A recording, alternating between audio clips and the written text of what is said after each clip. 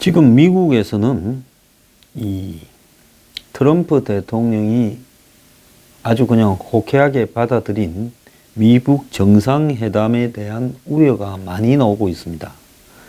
시간이 촉박한데 의제도 안 정해졌고 대북 협상의 경험자도 절대적으로 부족하고 또 협상장에서 엉뚱한 결과가 나올 수도 있다. 이런 이야기가 지금 나오고 있습니다. 제가 아까 마이클 그린이 4가지 시나리오를 이야기를 했는데 그 중에 98%가 잘 될 가능성이 없다라고 미국에서 지금 보고 있다 하지 않았습니까? 그래서 이런 부분에 대한 우려가 워싱턴 포스트지가 공개적으로 보도를 했어요. 트럼프 행정부가 북미 회담 준비에 허둥대고 있다. 그러면서 5월 정상회담을 하겠다고 못을 박았지만 장소, 의제, 참석자 등이 준비가 전혀 안 되고 있고 또 백악관이 북미 정상회담의 성공을 기대한다면 행정부는 이 과제에 완전히 몰두해야 되는데 그런데 지금 돌아가는 양상은 별로 그렇지 못하다는 거죠. 그래서 예전에 이런 중요한 회담들은 단계적인 사전 준비와 예비 회담 등을 통해 가지고 이렇게 가야 되는데 이번에는 그러지 않다는 겁니다. 그래서 회담의 최종 목표가 뭐냐?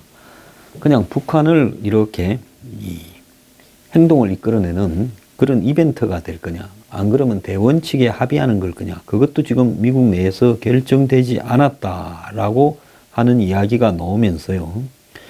북한이 외교로 미국에 접근해 시간을 끌면서 뒤에서 다른 짓을 할 수도 있다. 북한이 미국 본토를 타격할 ICBM 기술을 확보하지 못하도록 어떤 억제책을 쓸지 준비되어 있어야 한다라는 이야기도 나오고 있고 또 다른 한편으로는 북한이 비핵화에 따른 제재 해제를 포함한 더 많은 보상을 요구할 건데 실무회담을 통해 북한이 뭘 바라는가를 정확하게 선을 그어가야지 그러지 않으면 안 된다 이런 말을 하고 있고 또 가장 큰 변수는 트럼프 자신이라는 이야기도 나오고 있습니다. 트럼프 대통령에게 해야 될 일, 안 해야 될 일 등을 알려주고 대안으로 ABC가 있다고 알려주더라도 막상 협상장에 가서 엉뚱한 결과를 들고 나올 수 있다.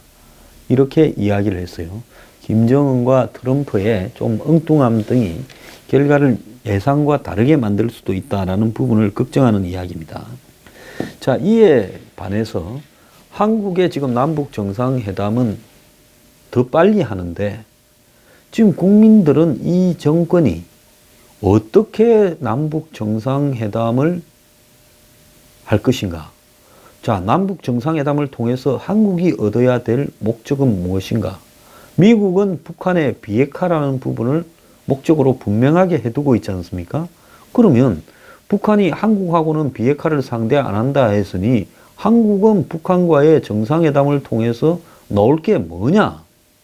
제가 지난번에 그랬잖아요. 북한이 한국을 바라보고 있는 수준은 3월 5일 특사단이 만났을 때 김정은이가 미국에 전해라고 한 이야기들이 단데 정상회담 때 나와야 될 이야기를 미리 써버렸으니 이제 정상회담 때는 김정은이와 문재인은 도대체 둘이서 뭘 갖고 이야기를 할 거냐.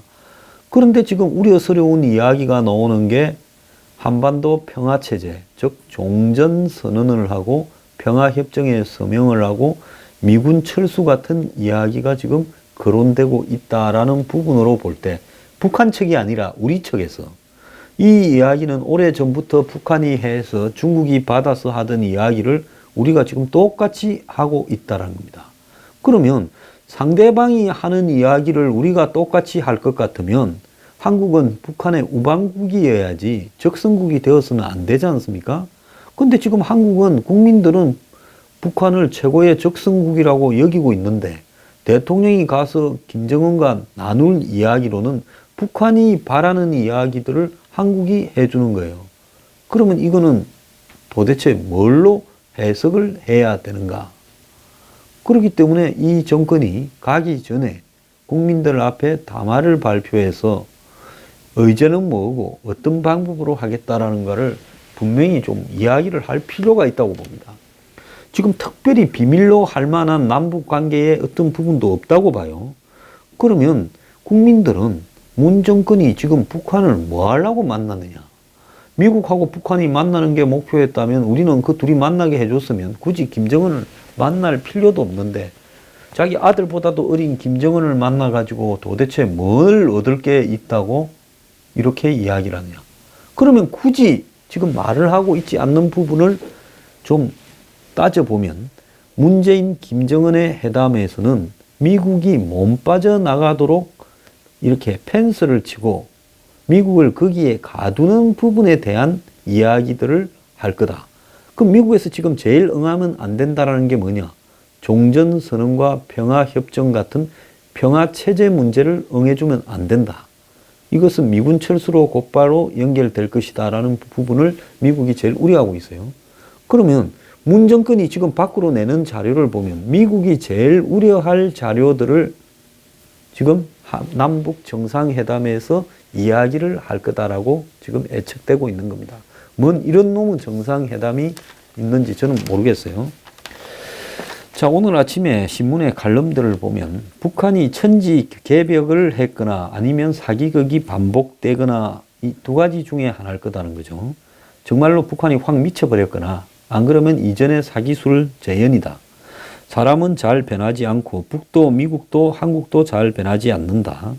북한이 한미 정부의 묘한 접점을 뱀처럼 파고들고 있다. 이렇게 말을 했습니다.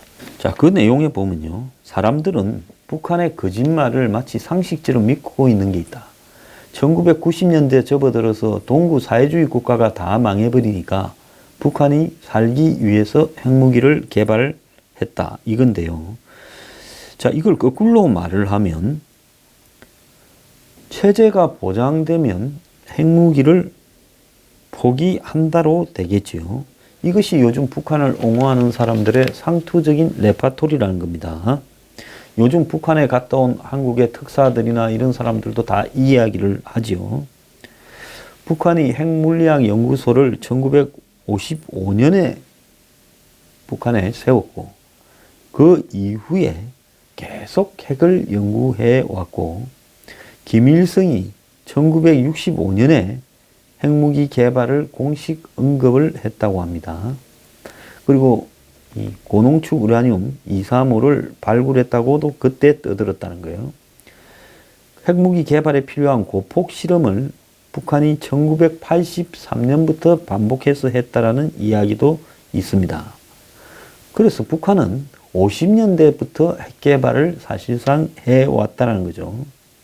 또 북한의 옹호론자들은 한국 내 미 핵무기가 북한의 핵 개발을 야기했다 이렇게 이야기를 하고 박정희 전 대통령의 핵무기 개발 시도가 북한을 이렇게 핵을 만들도록 했다 이렇게도 이야기를 하는데 한국이 핵무장을 포기하고 미국이 한국에서 핵을 뺀 뒤에 북한이 핵무기를 더욱 열심히 개발해서 성공시켰다 하면 이것도 거짓이다는 거죠. 또 북한이 체제 위기론을 이야기를 하면서 북한 체제가 무너지려고 하니까 어쩔 수 없이 핵을 개발했다는 건데 북한은 91년에 한반도 비핵화 선언을 해놓고도 2년 후에 NTP 핵 확산 금지 조약을 탈퇴를 해버렸습니다. 그래서 북한이 체제 보장이라는 말을 할 때나 체제 위기라는 이야기를 할 때는 결국은 뭔가 상대를 묶어두거나 자신들의 핑계거리를 만들려고 하는 이야기다라고 우리가 이렇게 인식을 해야 될 거예요. 자, 그런데 비핵화가 선대의 유훈이다라는 황당한 이야기조차도 결국은 이건 그야말로 거짓말 중에 산 거짓말인데 이런 거짓말을 한국의 특사나 이런 사람들이 그대로 언급을 하고 있어요. 자, 북한이 체제 보장, 평화 해제를 이야기하는 것은 미군 철수를 이야기하는 거라는 겁니다. 북한이 현재 이 평화 공세를 벌이고 있는 가장 큰 이유는 미국의 트럼프 대통령이 대통령 유세를 할 때부터 이제 한국은 한국 스스로가 지켜라. 미국이 한국을 지켜주는 것은 미친 짓이다. 또 이 주한미군을 무역 통상 문제와 관련해서 철수할 수도 있다. 이렇게 언급을 했지 않습니까?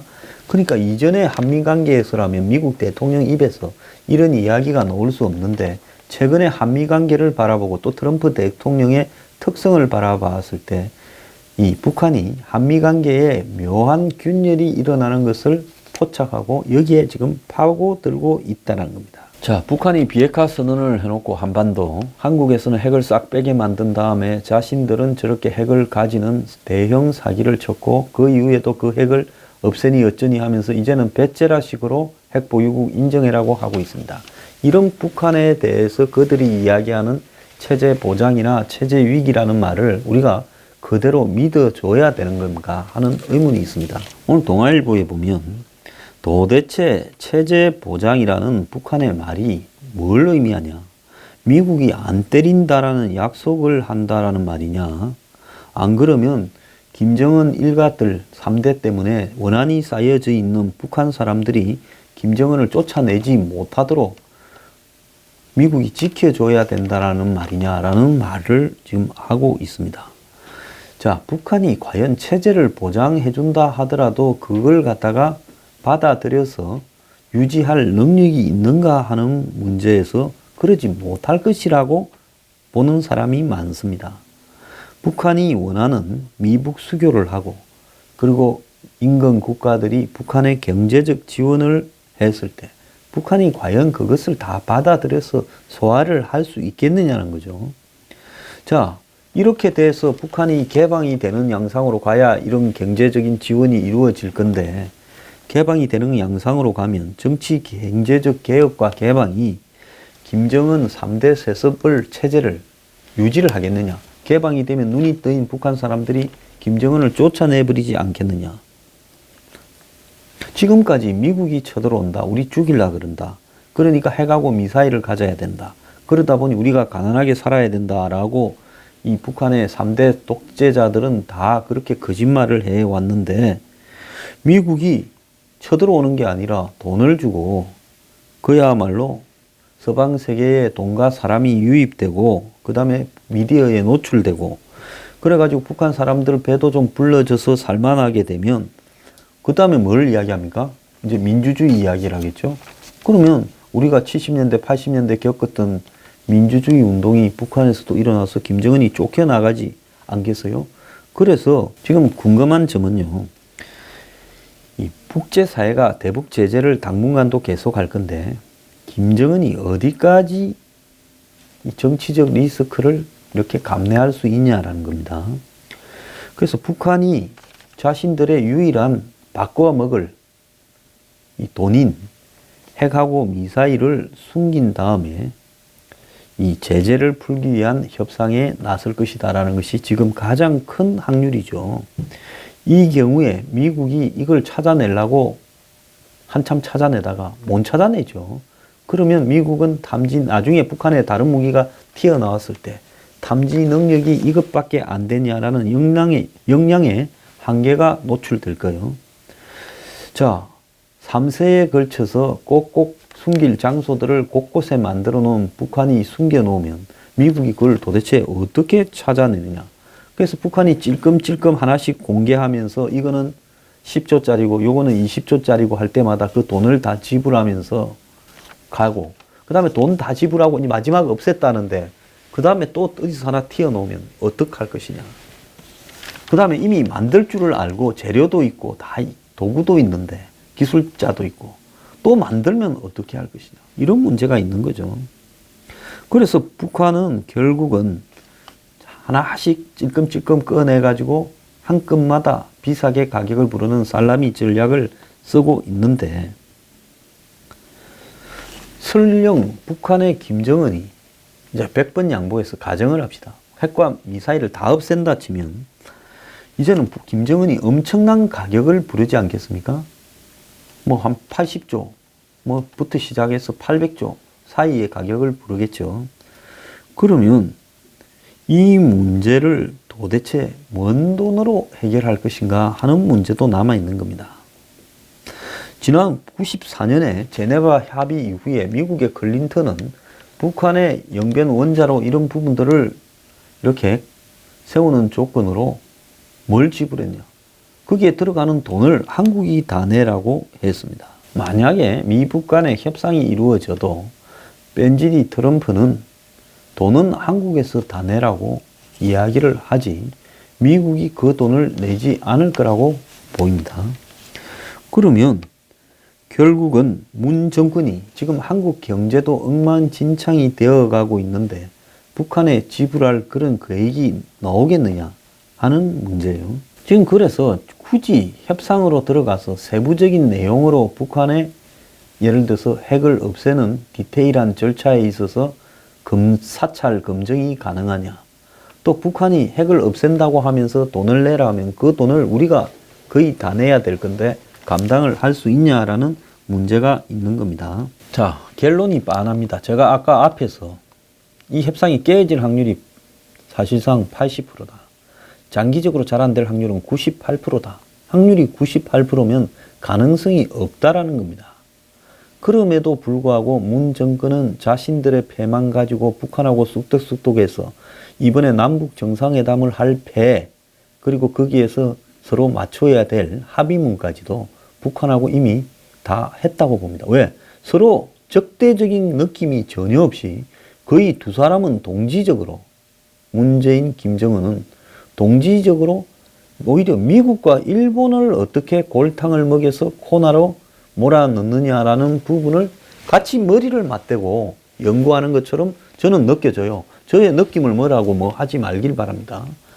자, 이런 상황에서 궁극적으로 하나씩 따지고 보면 북한의 체제 보장이란 말도 황당하기 그지없고, 사실 북한 민중이 들고 일어나는 것을 서방 세계가 체제 보장이라면서 막아준다는 건 그건 말이 안 되는 거잖아요. 그렇다고 북한이 지금 받기를 원하는 돈도 엄청나고, 또 북한이 비핵화를 한다고 해도 그걸 확인할 방법도 사실상 없고, 이런 상황에서 도대체 지금 북한 문제를 핵 비핵화를 해서 평화적으로 해결한다는 것이 기술적으로나 논리적으로도 거의 불가능하다는 것을 우리가 알아야 됩니다. 그럼 문 정권은 국민들 앞에 지금 이 북한과의 협상에서 우리가 내세울 카드는 뭐다라는 정도는 이야기를 해야 될 건데, 국민들 앞에는 썩 크게 흘리고 세부 작전은 자기들끼리 다 짜서 가겠다라는 거죠. 그러면 국민은 둘러리입니다. 둘러리가 근데 나중에 왜 통일을 위한 세금을 내야 됩니까? 그러지 않습니까? 그래서요, 적당히 북한쇼 그만하고 깰 때 깨야지 빨리 발을 못 빼면 나중에 이 정권이 북한에 퍼다 줄 돈이나 수습해야 할 일들이 눈더미처럼 커져갈 수 있다는 겁니다. 미국하고 북한의 관계를 봐도 협상이 잘 될 리가 없어요. 그러면 문 정권이 이 북한하고의 현재 열어놨던 이 통로를 언제 닫을까를 고민해야 되는 거 아니냐. 저는 그렇게 생각합니다. 만약 그렇게 하지 않으면 두고 큰 대가를 치를 거라 봅니다.